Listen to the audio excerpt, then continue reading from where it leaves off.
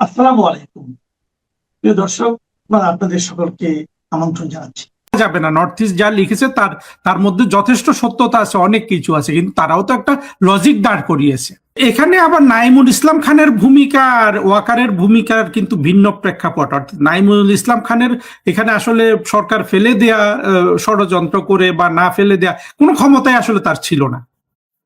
ওয়াকারের কিন্তু সেই ক্ষমতাটা ছিল। সুতরাং ওয়াকার আসলে আপনার এখানে ওয়াকার বেইমানি করেছে কি করেনি এইটা মোটেও প্রশ্ন না।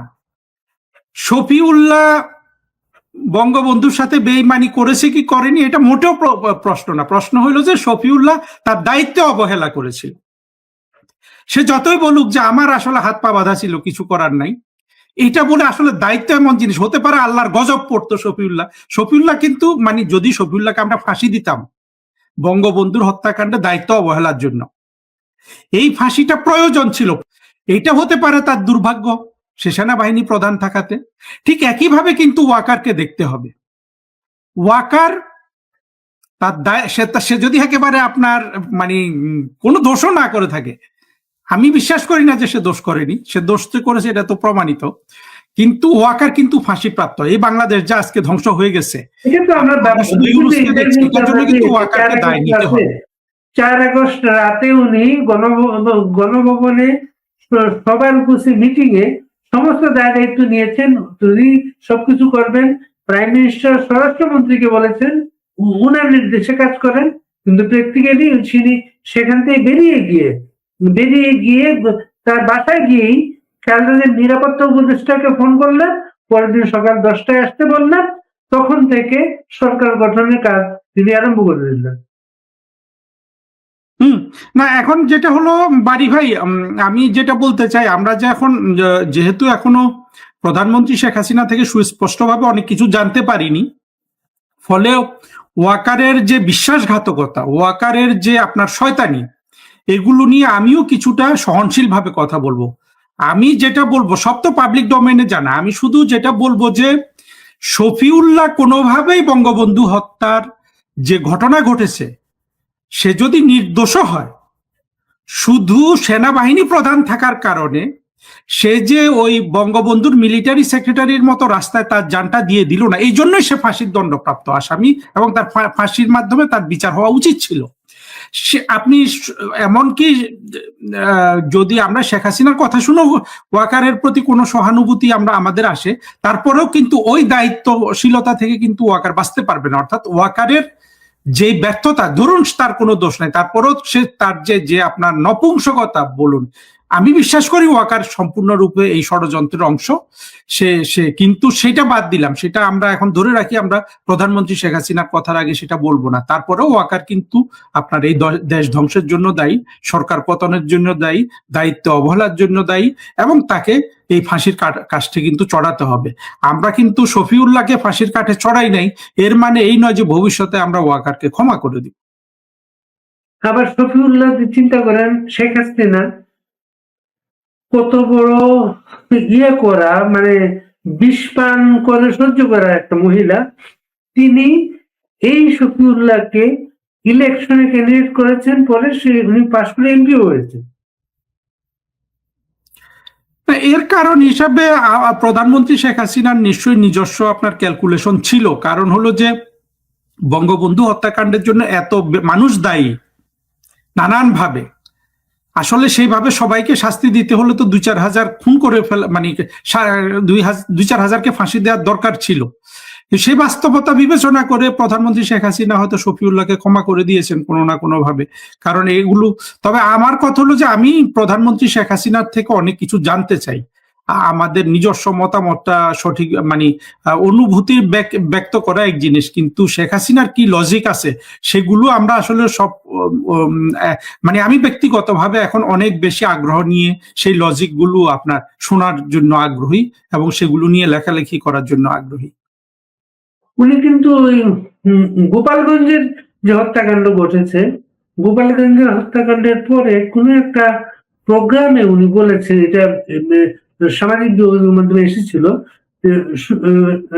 ওয়াকারকে তিনি জিজ্ঞেস করেছিলেন, ওয়াকার তাকে বলেছেন তার হাতে সবকিছু নাই। যাই হোক, নাই বা নাই সেটা না, ওয়াকার আপনার 24-এ জঙ্গি উত্থানের জন্য দায়ী, সেটা আপনি যেভাবেই দেখেন, দায়িত্বে ব্যর্থতার জন্য দেখেন, অযোগ্যতার জন্য দেখেন, ষড়যন্ত্রের জন্য দেখেন, কি হয়েছে আমরা জানি না, কিন্তু সে কোনোভাবে এটা দায় এড়াতে পারবে না। আজকে যে বাংলাদেশ দুর্ভিক্ষের দ্বার প্রান্তে এসে গেছে, এর জন্য কিন্তু ওয়াকারকে আপনার অবশ্যই দায় নিতে হবে। আপনি কি নাইমুল ইসলাম খানকে নিয়ে যেসব পোস্ট হচ্ছে সেটাও বলতে চাচ্ছেন? আমি নাইমুল ইসলাম খানকে বেনিফিট অফ ডাউট এখন পর্যন্ত দিতে চাই, যেহেতু আমি জানি না, হতে পারে নর্থ ইস্ট যা লিখেছে সেটা সত্য হতে পারে, নাও হতে পারে। নাইমুল ইসলাম খান উনি স্বীকার করেছেন পাবলিকলি যে ওনার পিতা রাজাকার ছিলেন। উনি এও বলতে আমি শুনেছি উনি পিতার পক্ষে ক্ষমা চেয়েছেন। এবং নাইমুল ইসলাম খান আপনার শেষ পর্যন্ত কিন্তু শেখ হাসিনার পক্ষে কথা বলেছেন। এবং শেষে দুইজন ব্যক্তিকে যখন আওয়ামী লীগের অনেক নেতারা গা ঢাকা দিয়েছেন, তখনও কিন্তু নাইমুল ইসলাম খান, আরাফাত, ইনারা কিন্তু শেখ হাসিনার পক্ষে আপনার চেষ্টা করছিলেন এই জঙ্গি উত্থানটাকে থামানোর। এখন এইটাকে প্রচার করা যেতে পারে যে এটা বৃহত্তর কৌশল, অর্থাৎ তারা ডিপ স্টেটের লোক ছিলেন বলে তাদের কোনো বিপদ হবে না জেনে তারা ওখানে ছিলেন, যারা জানতেন যে বিপদ হবে তারা সরে গেছেন। এখন এগুলো তো সব স্পেকুলেটিভ, আমি ব্যক্তিগতভাবে কিছু জানি না।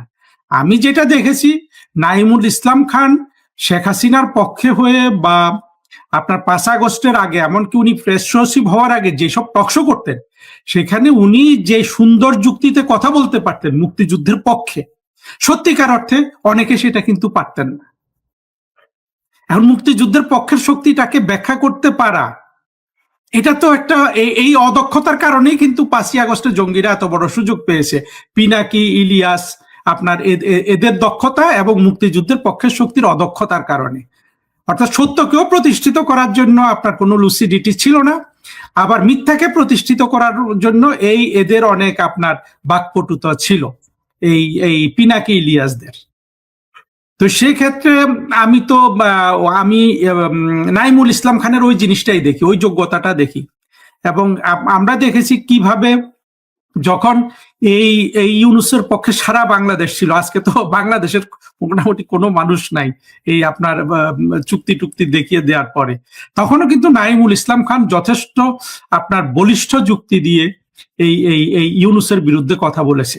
তো সেই জিনিসগুলো আমি ভাবছি, আমি নাইমুল ইসলাম খানের পক্ষে বা বিপক্ষের যুক্তি দেখাচ্ছি না, আমি যেটা দেখাচ্ছি যে কোনটা প্রমাণিত তো আমি জানি না, কিন্তু তার ভূমিকাটাকেও তো সবসময় আপনার মুক্তিযুদ্ধের পক্ষের শক্তিকে সহায়তা করেছে।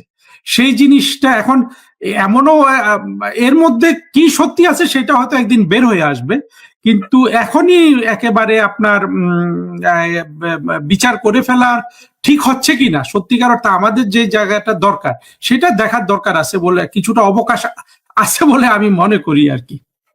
এবং এই বিষয়গুলো সত্য মিথ্যা আসলে একজনই যদি কোনো মুখ খুলেন, সরাসরি প্রাইম মিনিস্টার শেখ হাসিনা, উনি বলতে পারবেন সঠিক তথ্যটা, এতে কোনো সন্দেহ নাই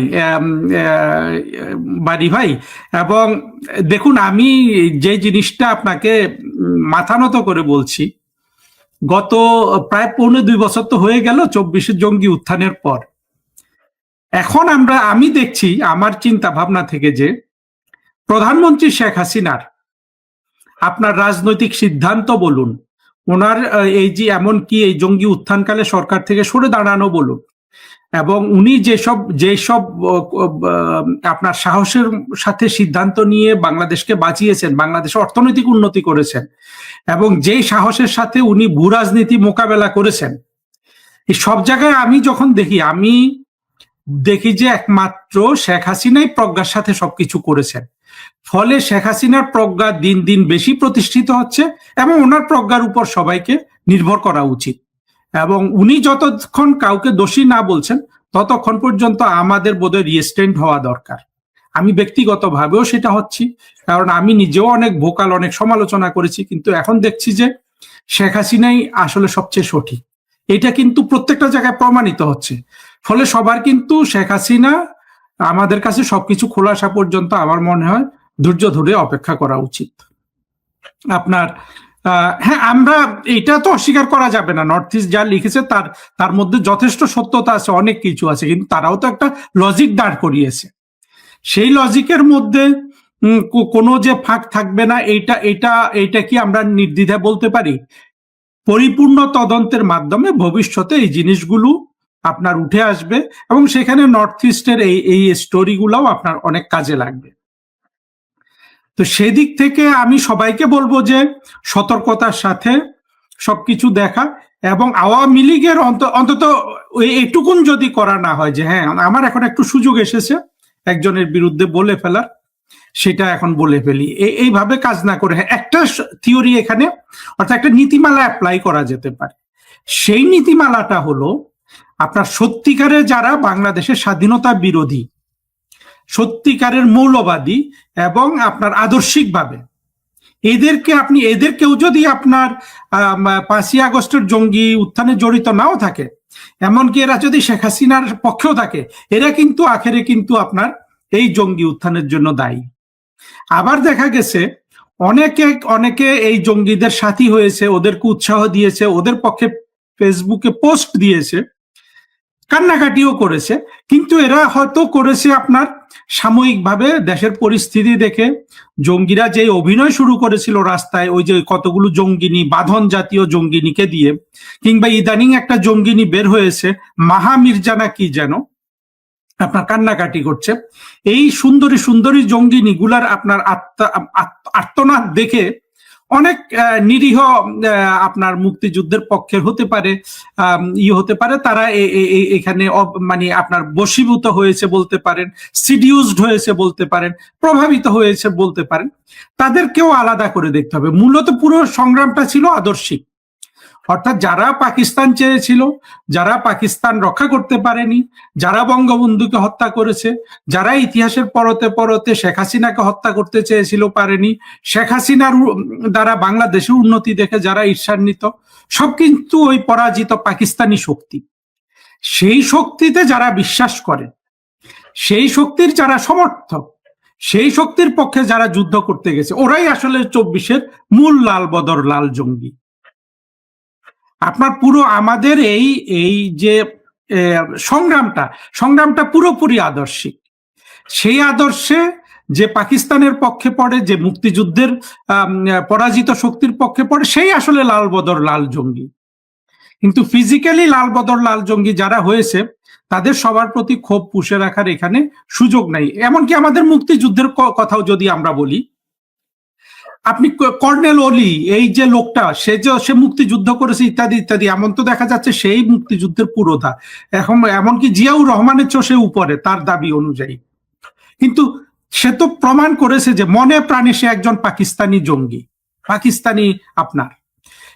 সেই অলি তো কোনোদিন আপনার, সে অলি লাল বদর হোক বা না হোক, সে কিন্তু অলি পাকিস্তানের, সে ফিজিক্যাল একজন মুক্তিযোদ্ধা হয়েও সে পাকিস্তানি, সে মুক্তিযুদ্ধের পক্ষে শত্রু, সে এখনো শত্রু, 24-ও শত্রু, 75-ও শত্রু, আপনার 71-ও শত্রু। সে গুলি করে কয়েকজন পাকিস্তানি মেরেছে কি মারেনি, এটা আসলে মোটেও ইম্পর্টেন্ট ইস্যু না। যতক্ষণ আদর্শিকভাবে পাকিস্তানি আদর্শটা আপনার পরাজিত না হচ্ছে, ততদিন আপনার ফিজিক্যালি অংশগ্রহণ করা না করাটা বড় কথা নয়। ফলে লাল বদর হয়েও ফিজিক্যালি অনেকে, বা লাল জঙ্গি হয়েও, ফেসবুক লাল করেও তারা মুক্তিযুদ্ধের পক্ষে রয়ে গেছে। কারণ হলো যে আদর্শিকভাবে সে পাকিস্তানপন্থী না। আবার এমনি ভাবে কেউ হয়তো সেদিন লাল বদর মানে ফিজিক্যালি আপনার লাল বদর হয় নাই, বরঞ্চ তার বিরোধিতাও করতে পারে, কিন্তু সে মনে প্রাণে একজন পাকিস্তানি, সে কিন্তু লাল বদরই, লাল জঙ্গি। সে 71-এরও রাজাকার, 24-এরও রাজাকার। আপনি যদি ফ্রন্টলাইন সোলজারদের দেখেন জঙ্গিদের, সেই সার্জিস, হাসনাত, এরা সবাই কিন্তু আপনার সেই পাকিস্তানি প্রেতাত্মা, পাকিস্তানের পরাজিত শক্তি। এরা আওয়ামী লীগে ঢুকেছিল এর বেশিরভাগই, বিশেষ করে সার্জিস, হাসনাত। সুতরাং ওই আদর্শের জায়গাটা যদি আমরা মনে রাখতে পারি, তাহলে আমরা আমাদের ক্ষুদ্র ক্ষুদ্র আপনার যে স্বার্থের কারণে আমরা কাউকে জলাঞ্জলি দিচ্ছি,